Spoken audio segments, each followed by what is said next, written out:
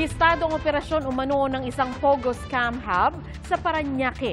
Mahigit 400 dayuhan ang nahuli at ayon sa mga otoridad, may tinetrain pa sa establishmento sa kabila ng umiiral na Pogo ban.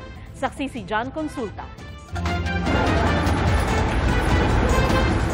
Sa ika-15 at ika-16 na palapag ng gusaling ito sa Parañaque, listado ang iligal na gawain ng mahigit 400 dayuhan.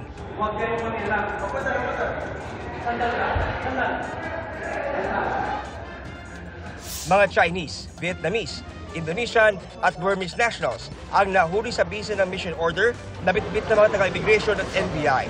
May ilang nagtangka umanong tumakas at dumaan sa fire exit. Pero inabutan din sila sa labas ng gusali. As of last count, 450 of different nationalities. They're mostly Chinese. Yung operations nila have been the subject of surveillance proceedings for quite some time.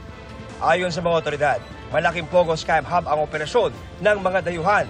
Love at investment scam umano ang kanilang modus, batay sa mga nakitang script sa mga computer.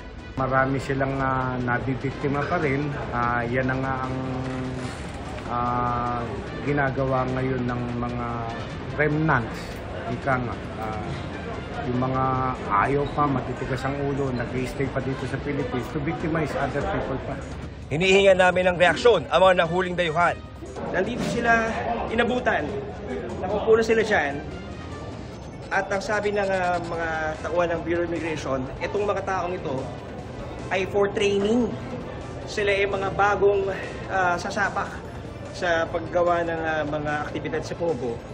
Isinailalim na sila sa processing ng Bureau of Immigration. Susuriin naman ng NBI ang mga nakumpiskang computer at cellphone. Ayon sa DILG, pagpapaliwanagin nila ang lokal na pamahalaan kung bakit nagkaroon ng ganitong operasyon sa Parañaque sa kabila ng Pogo ban. Hindi pa nag-renew ng business permit as far as I know. So wala pa silang inspection sa lugar na yun.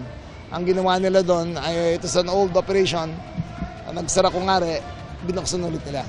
Wala pang pahayag ang Parañaque LGU.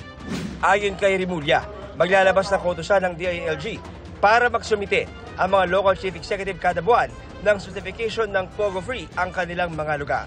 Para sa GMA Integrated News, John Consulta ang inyong saksi. Mga kapuso, maging una sa saksi. Mag-subscribe sa GMA Integrated News sa YouTube para sa iba't ibang balita.